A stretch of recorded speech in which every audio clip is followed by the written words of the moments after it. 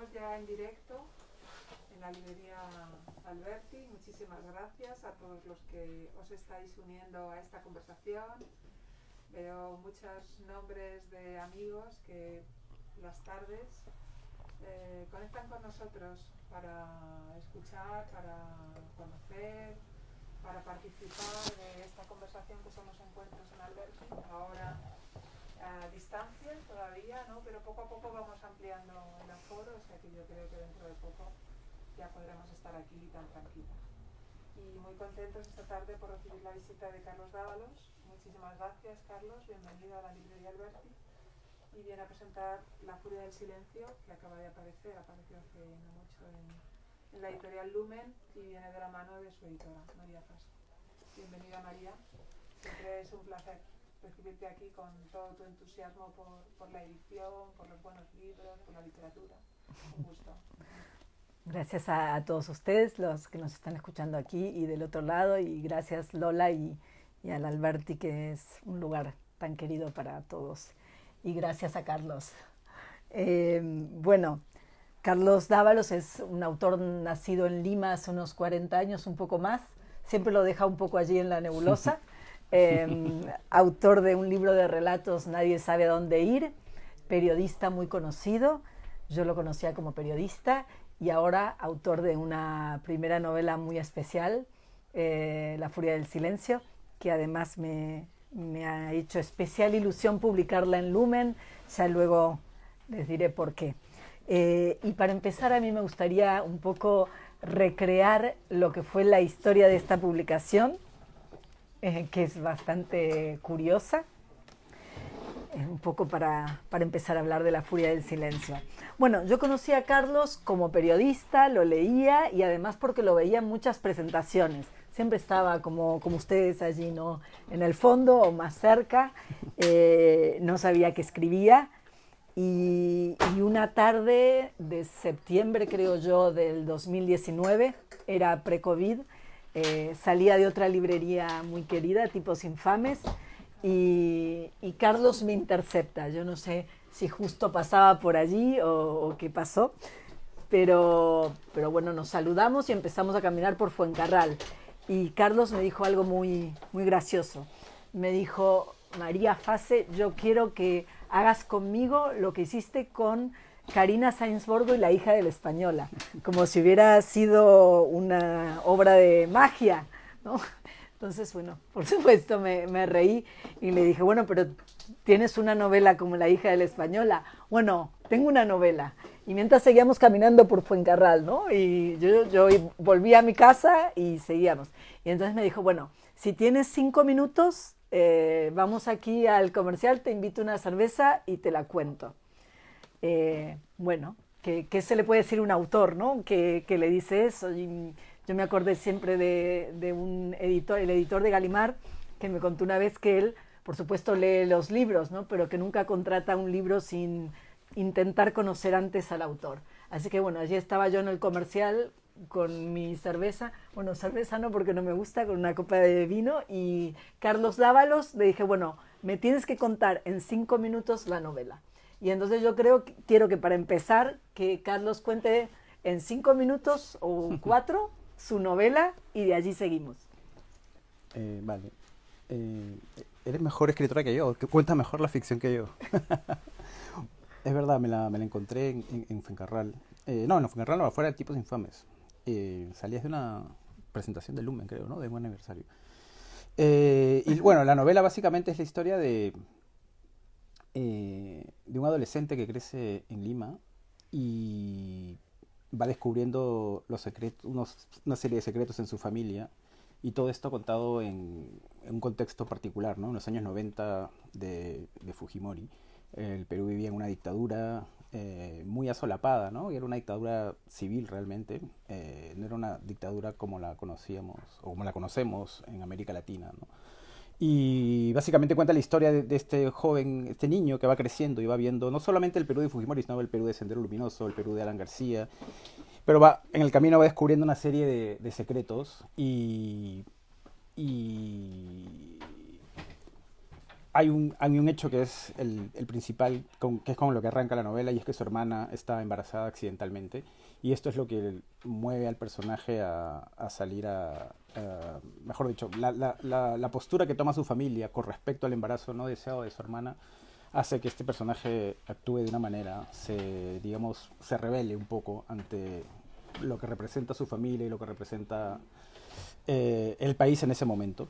Y en el camino va descubriendo una serie de secretos. Se va de su casa y conoce un Perú que no conocía antes, ¿no? Él vive una especie de burbuja, por decirlo de alguna forma, y como que desciende a los infiernos y regresa, ¿no? Es un poco esa idea. Y a partir de ahí, bueno, se dan una serie de sucesos que no los puedo contar porque si no sería un spoiler. No sé si lo he contado bien. Bueno, me lo has contado casi tan bien como ese día, pero yo me acuerdo que cuando lo escuché le dije, bueno, le digo, si la mejor versión de esta novela, le digo, sería como una cruza de La ciudad y los perros, El guardián en el centeno y Roma de Cuarón, que era una película que en ese momento, y claro, y él me miró y me dijo, pues es eso exactamente, ¿no? Y claro, yo me reí, nos separamos y por supuesto me mandó enseguida la novela, esa noche la tenía en el correo electrónico, pero bueno, luego pasó algo muy curioso que me pasó pocas veces como editora y es mágico, que es cuando eso que uno quiere que los demás digan, ¿no? Esto mismo, al final la crítica lo acaba diciendo. Me pasó con Lucía Berlin, por ejemplo. Entonces, ¿qué ha dicho Marcos Giral Torrente? Es imposible leerla sin pensar en otras grandes novelas como El guardián entre el centeno o La ciudad y los perros. Dávalos ha tenido la osadía de mirar de frente a autores con los que aprendimos a leer y hacer que en sus cuerdas suenen acordes propios. Zanón ha dicho, Dávalos es fresco, listo y directo. Y Javier Ors ha dicho, una novela donde el lector reconocerá ecos de Roma de Alfonso Cuarón y encontrará la profunda huella que dejó La ciudad y los perros de Mario Vargas Llosa, pero que sobre todo le permitirá descubrir el ritmo que traen las nuevas promesas americanas. Y esto me ha interesado mucho. Y aquí vuelvo a lo que les decía de por qué me gusta la idea de que Carlos integre el catálogo de Lumen, que es un catálogo maravilloso, que tiene 60 años y que es un catálogo muy ecléctico, en donde por supuesto hay poesía, hay ficción, hay ensayo, y que fue pionero en dar importancia a la literatura escrita por mujeres en una época, en los 60, donde no se le daba importancia a la literatura escrita por mujeres, no como ahora que por supuesto todos los editores publicamos cuantas más mujeres mejor, ¿no? Entonces siempre hago la broma de que en Lumen para ser hombre y publicar tienes que ser el doble de bueno, ¿no? Entonces, tenemos algunos ejemplos como Borges, como David Grossman, como Zurita, como Compton Bean, Carlos, Jacobo Armero, pero además hay otra línea de Lumen no tan conocida que es la literatura latinoamericana y justamente la primera edición de Los Cachorros de Vargas Llosa, una novela que tiene también muchos puntos en común con esta novela, pues salió en el Lumen de Esther Tusquets. Y luego en Lumen, desde que yo estoy hace 3 años, después de Silvia Querini, pues hemos publicado a Sara Jaramillo, a Karina Sainz Borgo, a Sofía Segovia, y yo creo que es un momento muy, muy especial de la literatura latinoamericana. Y tú me dirás, pero era un poco lo que yo sentía y confirmaba cuando leía tu novela esa misma noche. Yo creo que hay una generación nueva de autores que no son necesariamente muy jóvenes, están todos en la cuarentena, Mariana Enríquez, Pedro Mairal, Samantha Schweblin, Carlos, Dolores Reyes, y son autores que están contando de una manera distinta. A mí me gusta pensar que es como un nuevo boom, aunque hace 2 días hablaba con el director del Instituto Cervantes y le contaba esto y me dice, no, dice, eso no es verdad. Dice, lo que pasa es que nosotros miramos muy poco a Latinoamérica. Siempre hay un boom. En Latinoamérica todo el tiempo hay escritores importantes. Pero a lo que yo me refería es que sí creo que desde estos autores hasta esta parte hay una tensión muy grande por la historia. Y es algo que yo valoro mucho y que los lectores valoran mucho, ¿no? Creo que ha habido una generación post-boom absolutamente, como no podía ser de otro modo, acomplejada por los gigantes de Vargas Llosa, García Márquez, Borges, Cortázar, Onetti, que buscaron otros caminos, quizás más intelectuales, quizás más de crítica o de autoficción. Y ahora esta nueva generación se preocupa mucho por contar historias, yo diría casi que solo ellos pueden contar. Es decir, esta historia que cuenta Carlos Dávalos no lo podría contar, por supuesto no lo podría contar un español, ¿no? Y eso da una vitalidad muy grande a la literatura. Y además yo creo que hay otra cosa, que es una influencia, quizás inconsciente o no, de el mundo audiovisual, y para bien, de las series, ¿no? O sea, cuando uno lee Cometierra o La hija de la española o incluso esta novela, claramente uno se da cuenta que el escritor pensó, bueno, ¿cómo va a ser la acción, ¿no? ¿Cuál va a ser el suspenso? Algo que yo le digo mucho a los escritores o cuando recibo los manuscritos. Tiene que haber algo por lo que el lector quiera seguir leyendo, que no sea solo la prosa, por supuesto tiene que estar bien escrita, pero el lector tiene que seguir leyendo porque va a pasar algo, ¿no? En esta novela pasan muchas cosas. ¿Vos te sentís identificado con esta, no sé si esta arte poética, pero esta manera de contar que cuento?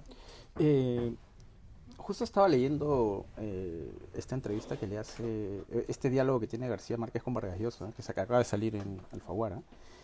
Y este es un diálogo que ocurre en los años 60, en 1967, ¿no? Y están en toda la efervescencia de la Revolución Cubana y de ¿no? Tanto Vargas Llosa como García Márquez eran unos entusiastas, defensores, ¿no? Y fervorosos admiradores de Castro y de Cuba. Y hablaban de todo lo que implicaba ser escritor en los años 60, ¿no? Y de cómo se cuidaban mucho de, por ejemplo, no ser escritores reaccionarios, ¿no? Hay una parte muy interesante ahí, porque García Márquez le dice a Vargas Llosa, hay un crítico que dijo que soy un escritor reaccionario, y Vargas Llosa le pregunta, ¿te parece eso? Vargas Llosa, y Vargas Llosa dice, no me parece, porque parece que la novela era muy festiva.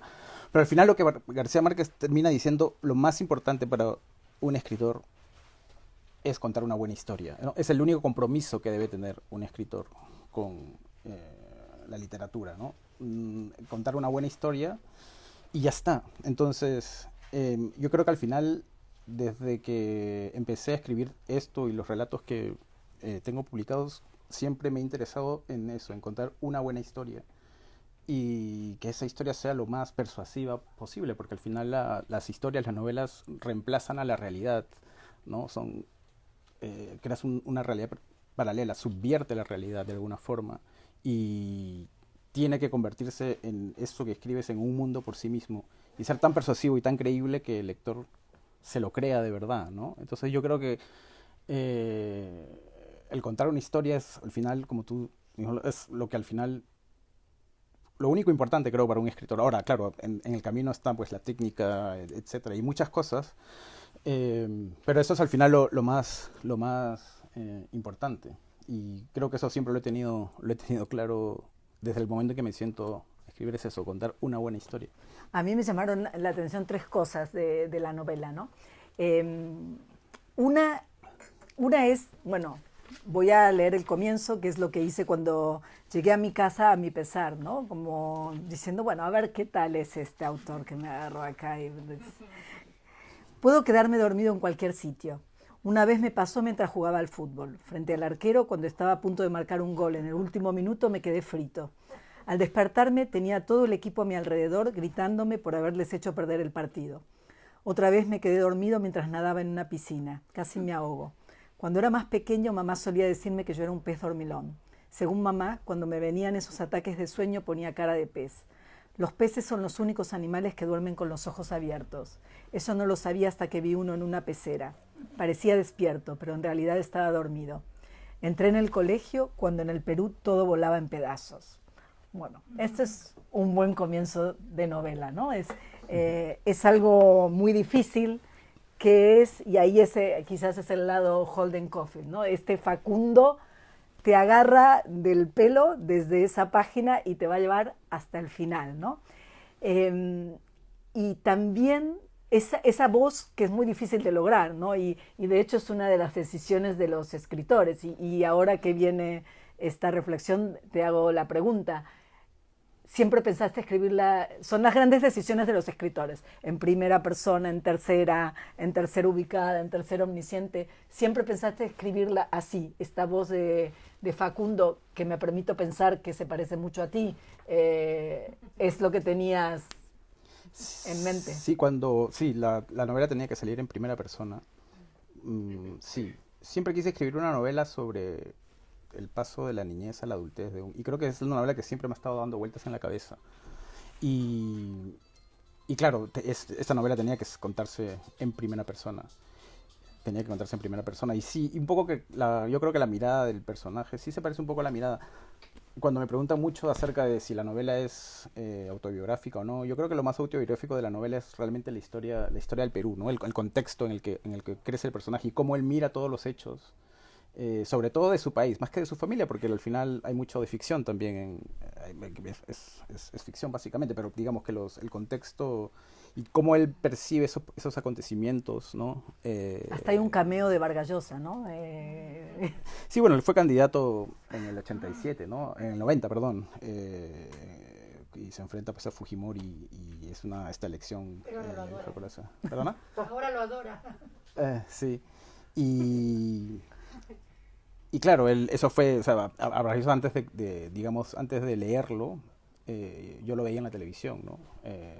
Todos los días, enfrentándose a Alan García, que en ese momento era el presidente del Perú y que representaba pues el poder un poco excesivo, corrupto, ¿no? Y él se enfrenta, entonces yo lo veía pues como de niño y veía a este señor Vargas Llosa, y mi familia todos eran fans de Vargas Llosa, todos querían votar por Vargas Llosa. Tenía que ganar las elecciones, era lo único que en ese momento podía ocurrir en el Perú, y sin embargo, bueno, ahí gana Fujimori. Bueno, también todo esto se cuenta ahí, pero esa mirada está contado de una manera increíble, porque otra cosa muy interesante son los diálogos, ¿no?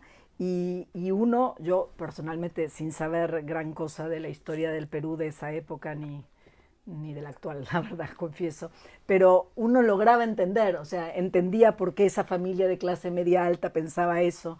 Me recuerdo los diálogos en el supermercado, y luego, pero todo tamizado por el punto de vista y el oído de Facundo, que va contando todo, ¿no? Y eso también me recordaba algo que decía Borges, que la mejor manera de contar una historia es contarla desde un personaje que no acaba de entender del todo lo que está pasando, ¿no? Y eso es lo que le pasa a Facundo. Y esta novela tiene muchas cosas admirables, pero una es la voz, que por eso quería leer. Luego es esta trama, que es muy difícil de contar porque tiene muchas subtramas, ¿no? Porque está la historia de Facundo, que va a un colegio religioso. Esa es una trama muy importante. Y voy a tratar de no spoilear, pero es difícil no spoilear en esta novela porque hay muchas subtramas, pero bueno, esa trama va a tener un final muy especial. Y luego en el medio hay lo que Hitchcock llamaba los MacGuffin, ¿no? Que son como esas pequeñas tramas metidas dentro, ¿no? Secretos o cosas que también hay que resolver. Hay una que tiene que ver con Alexia, con la hermana.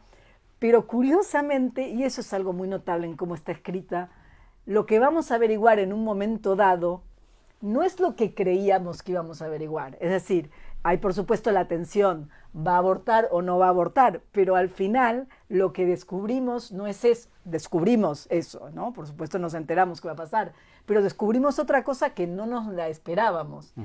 Y luego hay otro MacGuffin que tiene que ver con un miembro de la familia que tampoco voy a contar, y cuando llegue ese momento y nos damos cuenta de eso, es como que das un salto. Es una novela que te hace dar muchos saltos y al mismo tiempo te hace recorrer en un momento, pues es una road movie, porque Facundo empieza a andar por todo el centro de Lima, ¿no? Es como un viaje es como si hubiera muchas novelas en una sola novela, ¿no? Lo que uno habrá leído quizás en determinadas novelas, aquí lo encuentra todo en una, y esa construcción me resulta muy admirable, y esa era otra pregunta. ¿La pensaste así? Como se dice siempre que están los escritores de brújula y de mapa, o sea, ¿vos ya sabías que iba a terminar de esa manera? ¿Que ese iba a ser el desenlace? ¿Que iban a aparecer esas dos intrigas en el medio? ¿O a medida que ibas escribiendo se te iba ocurriendo?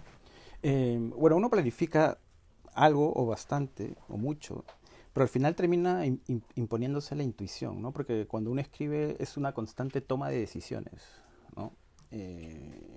Todo el tiempo tienes que tomar decisiones sobre qué es lo que van a hacer los personajes y sobre qué es lo que hace ese personaje va a traer como consecuencia, ¿no?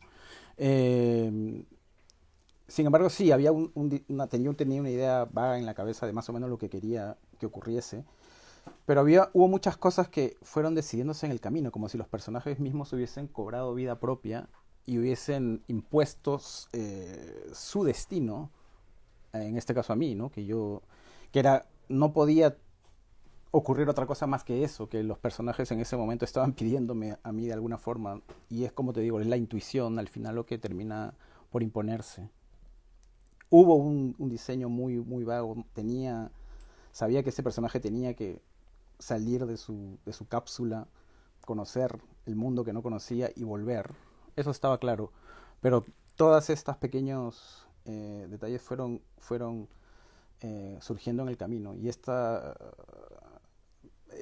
decisiones grandes que tú llamas, que se sorprenden, sí estaban planificadas, ¿no? Lo del padre creo que era algo que lo tenía ahí, que tenía que contarse, porque el personaje tenía que tener un conflicto con el padre, ¿no? Tenía que tener un conflicto con el padre, que de alguna manera representa pues el status quo, ¿no? Sí. Él y el colegio y el colegio, país, exacto. ¿no? Entonces él de alguna forma se revela o tenía que tener este enfrentamiento con el padre. Y lo de Alexia, lo de la hermana también, aunque creo que en ese caso particular fue surgiendo conforme iba avanzando la trama, ¿no? Porque era lo que yo no sabía cómo resolver el problema, el conflicto que tenía Alexia, que es la hermana, que fue, digamos, lo que decidí al final. Eso lo decidí al final, no fue Pues está planificado. muy bien decidido. Hay una escena allí en un hospital que es muy conmovedora, que creo que alguna parte he marcado. Pero bueno, por ir nombrando las distintas cosas que yo esa noche cuando empecé a leer me asombraron, y en los días que seguí leyendo, ¿no? O sea, esa voz que te llevaba, esa trama tan compleja, el humor, es una novela con muchísimo humor, y luego los personajes, ¿no? Hemos nombrado a Alexia, que es la hermana, que es casi como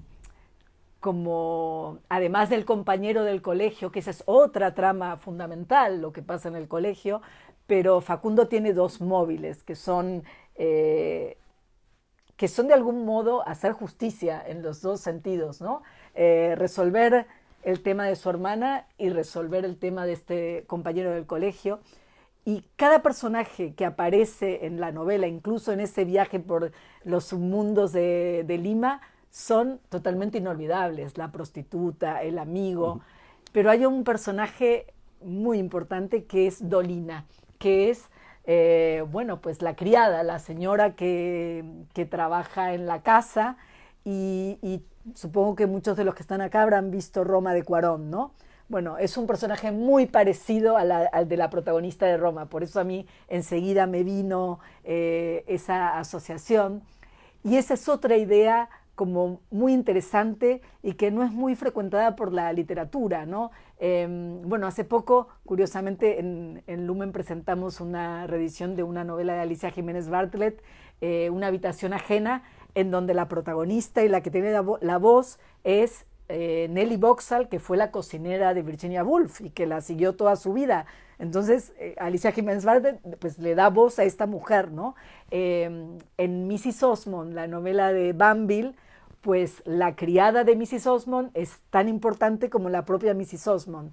Y acá Dolina es un personaje fundamental que además protagoniza otra subtrama, ¿no? Su hermana se convierte en una estrella de la televisión, como si dijéramos de un programa tipo Sálvame.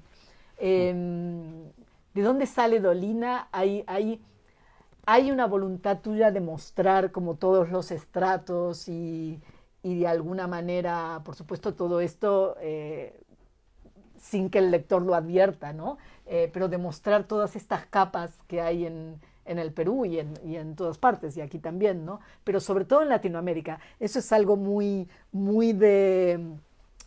Yo diría en Argentina también, pero yo lo he visto mucho en Chile, por ejemplo, ¿no? Estas criadas o mucamas que están allí, que forman parte de la vida de todos los días, desde la mañana hasta la noche, que son casi un familiar más y que incluso de un momento a otro se van y parece que no hubiera pasado nada, ¿no? Que están pero no están. Sí, sí. Es curioso lo de Roma porque lo conversamos. Yo cuando vi la película ya había terminado el manuscrito, ya la novela estaba terminada. Y cuando la vi dije, no, wow, qué manera de haber estado, digamos, contando una historia algo parecida, ¿no? Porque es verdad que hay una similitud. Él con el México de los 60s y en este caso con el Perú de los 90s. Pero sí, bueno, la idea de la novela también era un poco contar la historia no solo del personaje, que de alguna forma es como... hay como símbolos y luego me he dado cuenta de eso, no sé si fue algo consciente. Pero la novela está llena de símbolos, ¿no? Facundo sería pues en sí mismo el Perú entero, ¿no? Digamos, porque él entiende todo, ¿no? Por él pasa todo, ¿no? Es decir, los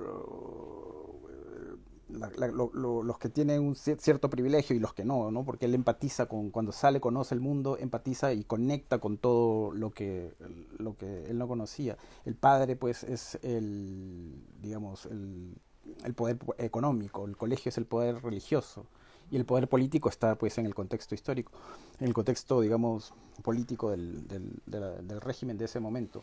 Y Dolina es ese Perú que no es de él, pero que lo conecta de alguna forma con la realidad, ¿no? Con la realidad que él no ve todos los días, con la que él no crece, ¿no? Pero que de alguna forma lo conecta con ella y en un principio él lo toma esa relación como normal, pero cuando luego de volver, digamos, haber vagabundeado por esa Lima que no conocía hasta ese momento, se da cuenta de que ella ahí entiende que esa vida que ella lleva no es tan normal como tú lo dices, como tú lo has explicado ahora.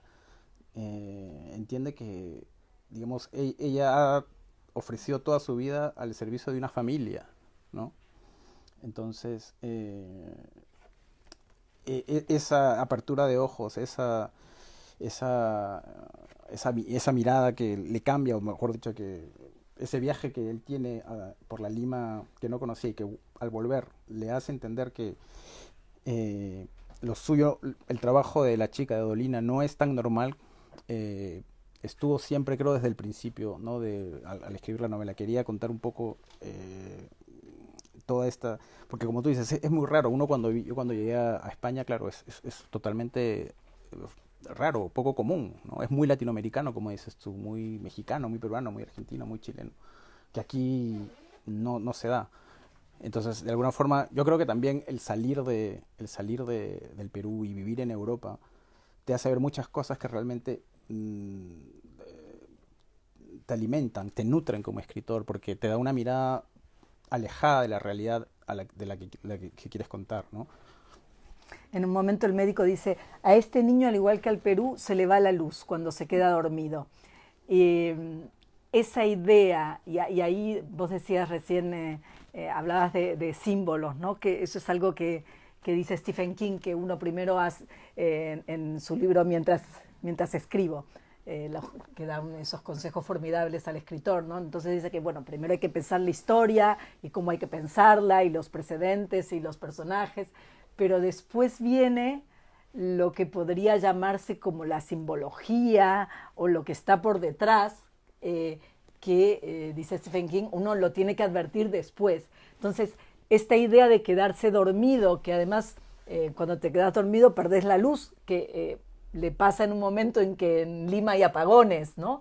Esa dimensión de cerrar los ojos para olvidarse, pero curiosamente en algunos momentos clave no se queda nunca dormido, ¿no? Como si fuera poco, en la novela además hay una historia de amor muy bonita, que eso siempre digo yo que nunca tiene que faltar, y acá no falta, y él en un momento dice, pues cuando hablo con Rita no tengo sueño, ¿no? Ahí se da cuenta que está enamorado, ¿no? Esa dimensión del sueño, del quedarse dormido, ¿se te ocurrió también desde el principio o fue un detalle que le añadiste después? Es que el personaje tenía que tener una vulnerabilidad, ¿no? Tenía que ser frágil. Y esto de quedarse dormido, yo creo que el momento en el que somos más vulnerables es cuando dormimos, ¿no? Porque nos pueden hacer de todo y no somos conscientes de ello, no nos damos cuenta. Entonces, me pareció que este personaje tenía que tener algo que le demostrase al lector que le mostrase al lector que era frágil y vulnerable. Pero en la novela nunca se menciona la palabra narcolepsia, por eso, porque yo quería asociar quedarse dormido con una cierta, no sé si depresión o pesadumbre, ¿no? Algo que la realidad que va viviendo, el país en el que vive, un poco es como que lo deprime, ¿no? Entonces, por eso que se queda dormido. Yo no menciono la palabra, pero sí puse lo que significaba narcolepsia al principio del libro para que no haya malos entendidos en ese sentido. Sí, narcolepsia, exceso de sueño de carácter patológico en el que se padece un deseo irresistible de dormir o sucesivos accesos de sueño. Y antes tiene un epígrafe muy bonito que es: las mentiras más crueles a menudo se dicen en silencio, de Stevenson, que tiene que ver, por supuesto, con el título, con el que dudamos mucho, La furia del silencio. A mí algunos días me parecía fantástico y otros días me parecía, no, Carlos, tenemos que ponerle otro título. y bueno, en mi experiencia, cuando uno duda mucho con el título, pues al final mejor dejar el que le puso el autor, ¿no? Porque por algo se lo habrá puesto. Hay otra... También al empezar hay una cita muy bonita, dice, el miedo lleva, no una cita, sino una parte tuya, el miedo lleva a la gente a aferrarse a algo, lo que sea. Si nunca has sentido miedo es difícil que comprendas lo que quiero decir. El miedo se parece mucho a una descarga eléctrica, puede dejarte paralizado y antes de no poder moverte prefieres matricular a tus hijos en un colegio religioso o terminar votando por un presidente como Fujimori. Esta es una idea muy, muy fuerte que hay en el libro y muy explotada. Facundo encarna muy bien esta idea porque, por un lado, tiene miedo, ¿no? Pero se atreve a todo. Eso es algo propio de la adolescencia. Vos te podrías imaginar un personaje como Facundo, pero mayor, qué sé yo, como el de... Ahora me viene de pronto a la memoria el personaje de Darín en Relatos Salvajes, ¿no? En el episodio ese que al final hace estallar todo, ¿no? ¿Qué hay de eso? ¿Qué deberíamos aprender de Facundo o cómo pensás el miedo? Bueno, Facundo un poco que también va actuando por intuición y va viendo lo que es correcto y lo que no, pero de una manera no ideologizada, ¿no? Él simplemente intuye qué es lo que está bien y qué es lo que está mal, y lo que hace y las reacciones que toma responden a esta intuición, ¿no? Y esta pequeña, al final termina armando como una pequeña revolución, pero que es una pequeña revolución, digamos, individual, ¿no? O sea, no responde él no quiere, digamos, cambiar el mundo tampoco, sino simplemente cambiar eso que está mal. Eso es lo que lo hace además muy atractivo al personaje, porque no es como el típico rebelde que quiere romper todo, ¿no? Es como que va siendo Bueno, va haciendo pequeñas, grandes revoluciones hasta el final. La del final es bastante grande. Pero bueno, tampoco vamos a adelantar. Bueno, de más está decir que en cualquier momento que quieran preguntar, o si alguien está preguntando, Lola. Bueno, está la gente muy atenta. De momento no hay preguntas, pero igual sí podemos dar unos minutos para si hay alguna pregunta, pues que se plantee aquí a través de nuestro chat en Instagram. Mientras tanto, yo voy a leer otra parte, porque me parece que así se dan más idea del libro. Sí, dije sacando un billete de mis bolsillos, pero solo me gustaría dormir. La chica puso cara de asombro. ¿Estás seguro? ¿Solo quieres dormir? Está en un prostíbulo, Facundo. Estoy muy cansado, pero aquí solo podemos estar 20 minutos, media hora como mucho. Ella se había quedado en ropa interior. Aquí no se viene a dormir, le di un billete. Está bien, puedes quedarte con la plata, pero solo quiero dormir. Eres muy raro. Y aceptó el dinero. Lo siento, pero no me encuentro bien. No estarás enfermo, lo último que quiero es enfermarme. Tengo una niña pequeña en casa y si me enfermo yo, se enferma ella. No te preocupes, los ojos se me cerraban, no estoy enfermo. Arrímate, que me voy a echar contigo. Entonces tienes una hija. No sé por qué demonios seguía pensando en Alexia. Pero eso fue lo último que recuerdo. Eso y que ella me había dicho que sí, que tenía una hija. Y me lo había dicho mientras que con una de sus manos acariciaba mi cabeza. Cuando volví a abrir los ojos me di cuenta de que había estado soñando con una piscina en la que había muchos peces nadando de un lado a otro. El problema era que en algún momento el agua de la piscina comenzó a volverse turbia y dejaba de ver los peces que nadaban conmigo bajo el agua y quise salir a la superficie. Ya has dormido suficiente. La chica se había puesto de pie. Tienes que irte. Estaba echado de costado con la cara contra la almohada y casi en posición fetal. En un principio me costó recordar dónde estaba y esa sensación horrible volvió a aparecer. Era como el soplido de un viento helado que recorría mi corazón y me hacía sentir muy mal, perdido y desconcertado, como cuando un astronauta se pierde en medio del espacio sin ninguna conexión con la nave espacial. Lo primero que vi fue el cuerpo de la mujer que seguía en ropa interior con unos enormes tacones mientras caminaba de un lado a otro de la habitación. Tenía las piernas largas y no supe muy bien qué decirle. A mí me hizo acordar mucho esta parte y otras a Los 400 golpes, la película de Truffaut. También hay algo de ese personaje tan querible, al que le encantan las mujeres y que no sabe cómo enfrentar a su madre. De hecho, ahora que lo pienso, es muy parecido, ¿no? No sabe cómo enfrentar a su madre. En el caso de la película de Truffaut, el secreto lo tenía la madre, no el padre, ¿no? Sí, bueno, Truffaut fue una influencia bastante, yo creo que inconsciente, ¿no? Es una película que me marcó mucho. Pero sí, el personaje también tiene una relación con su madre un poco... Otro personaje, la madre, muy, muy particular. Sí, que al final vive, digamos, con los ojos cerrados, ¿no? No ve la realidad, ¿no?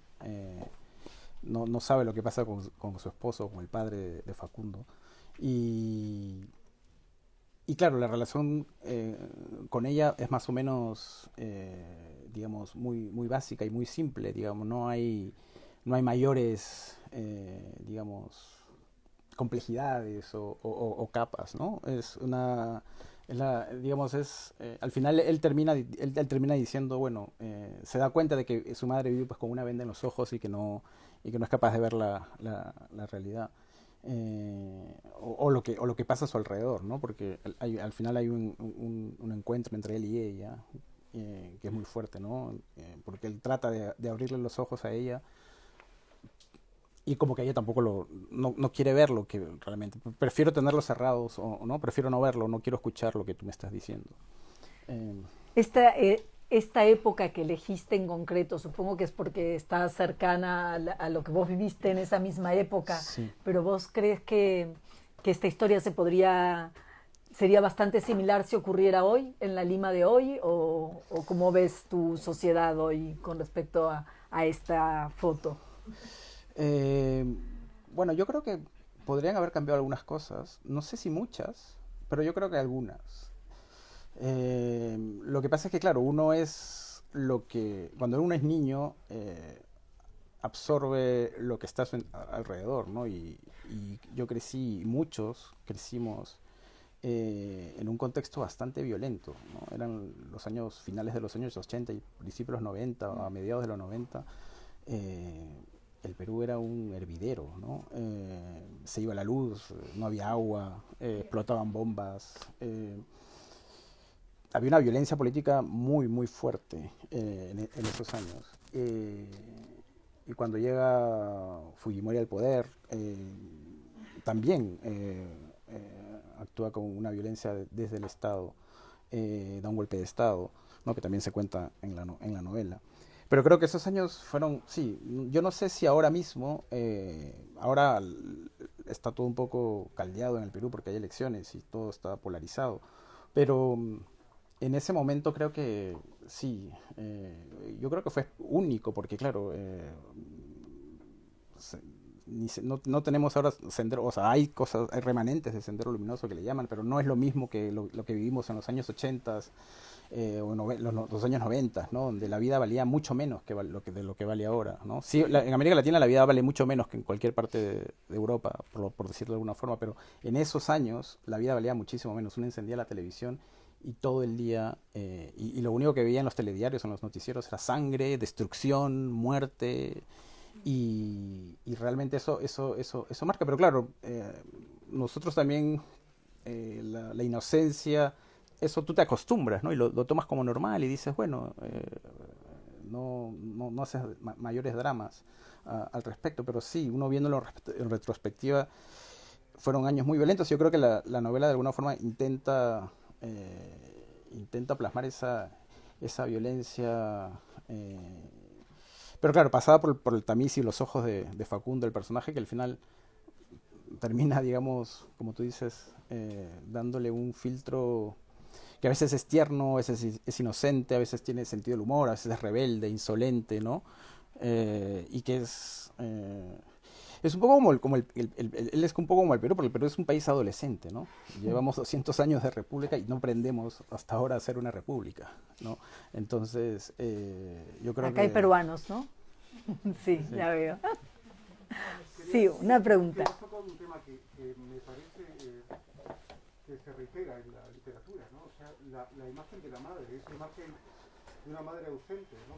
Que va desde Arguedas, con una ausencia materna, una fijación hacia el padre que le descubre un mundo andino, Vargas Llosa incluso también, una confrontación con su padre que origina una creación de un universo narrativo singular en el Perú.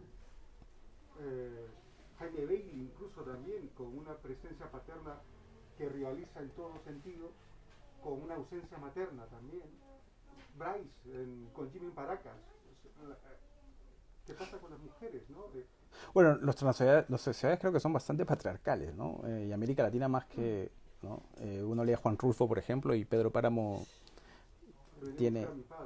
Sí, y tiene cuántas... los Pedro Páramos, cuántas madres tienen y cuántos Pedros Páramos hay, ¿no? Yo creo que es algo que es muy latinoamericano, ¿no? Muy peruano, muy latinoamericano.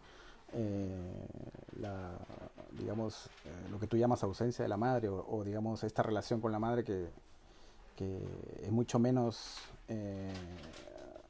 tiene menos fricción que con la del padre, ¿no?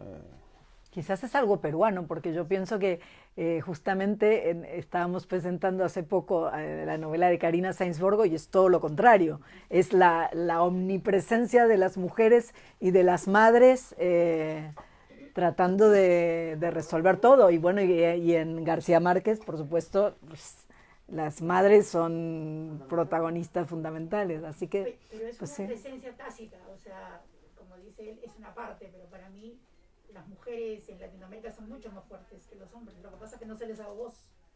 No se oye, perdonad, es que no se oye, no recoge la voz del público, ¿sabes? Entonces la gente no lo escuche y se quejan. Entonces, tiene que ser una pregunta muy cortita y que la repitan ellas. Una pregunta. Yo estaba preguntando, yo estaba aquí. Es que no sé. No, hablaba de la presencia de las madres en Latinoamérica, que son más presentes que los hombres. Lo que pasa es que no se les ha dado voz. Yo lo que quería preguntarle a Carlitos, aparte de felicitarte, tú sabes, nos admiramos, nos queremos, trato de escribir el libro que creo que tú fuiste. es dos cositas. Facundo es ese niño interior que tiene un monólogo interior. Lo repito, yo lo repito. Es que no es claro. Es el Facundo, significa ese niño interior, que es tu monólogo interior. O sea, es ese niño que te está preguntando y que no tiene edad, que siempre está presente en tu vida, al menos en la novela que todavía no he leído, que seguro voy a leer. Y la otra cosa, el dormir me llama mucho a Desde la flor de la canela, ¿no? O sea, estamos dormidos y nos despertamos, que tiene que ver con el 15, inclusive en el principio, ¿no? Esa idea de, aparentemente es una dormida, pero parece que es una necesidad de no sufrir, ¿no? Es una necesidad de, mejor dormimos para no poder decir cosas, nada más. A ver, voy a recoger un poco lo que se estuvo, muy brevemente lo que estuvimos conversando, porque no habéis oído. Aquí el señor presente le preguntaba a Carlos, o mejor dicho, reflexionaba sobre la ausencia de las madres o del silencio de las madres en la literatura peruana, ¿no? En contraposición por ahí con otras literaturas. Y aquí la señora le pregunta a Carlos si esa voz de Facundo, esa voz que lleva en toda la novela, es su propia voz que le habla a él mismo, y si ese dormir es un deseo de no sufrir, ese dormir, ese sueño es para no enfrentar la realidad, para no sufrir. Bueno, me imagino que sí, ¿no? Que el personaje será una voz, esa voz de niño que tenemos todos dentro. No lo había pensado de esa manera, pero es posible. A mí me han atraído mucho las novelas con personajes infantiles, ¿no? Desde Dickens, El Principito, Holden Caulfield en El guardián entre el centeno, The Catcher in the Rye. Siempre me ha... Y siempre tuve la intención de que esa primera novela que escribiese o que se publicase tenía que tener a un niño que se hace, digamos, adulto, que va creciendo, que va perdiendo la inocencia. Y en cuanto a lo de quedarse dormido, sí, yo creo que él, de alguna forma, al quedarse dormido, no sé si escapa de las situaciones, pero por lo menos hacen que la pase menos mal, porque le pasan muchas cosas malas al pobre Facundo que cuando se queda dormido, ¿no? Porque le pasa cuando se asusta, le pasa cuando tiene una emoción fuerte, le pasa cuando se enfada, le pasa cuando está a punto de tomar alguna decisión importante, ¿no? Como al principio de la novela. Pero era también una especie de recurso que, como te conté, que tenía que mostrar la fragilidad del personaje, ¿no?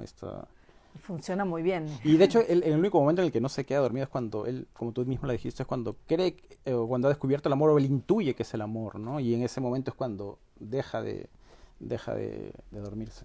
Así es. ¿Alguna otra pregunta allí o yo la repito? ¿No? Bueno, pues entonces, hablando de sueños, yo voy a hacer algo que parecería prohibido, pero les prometo que no es un spoiler. O sea, voy a leer el final, pero ustedes no saben lo que pasó justo antes, así que no hay peligro. Es solo porque me gusta mucho. Y de hecho, cuando voy por las librerías, cuando vengo acá, lo primero que hago en las novelas es mirar el comienzo y el final. Luego me la compro o no me la compro, no me importa haber leído el último párrafo. Pero la novela termina así. Tú me dejas, ¿no? Sí, dale, por favor. Hubiera querido tener las cosas claras, pero lo único que sabía era que ya nada volvería a ser como antes. No sé por qué, pero al escuchar el sonido del inmenso mar que me recordaba lo insignificante que era, sentí un estremecimiento, como si estuviera a punto de explotar, y todas las emociones contenidas que había experimentado esas últimas semanas se volvieran reales.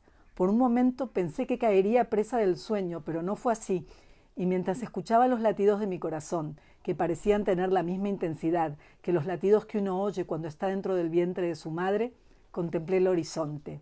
Entonces, sin dejar de mirarlo, intenté no llorar, no quedarme dormido. Muchas gracias.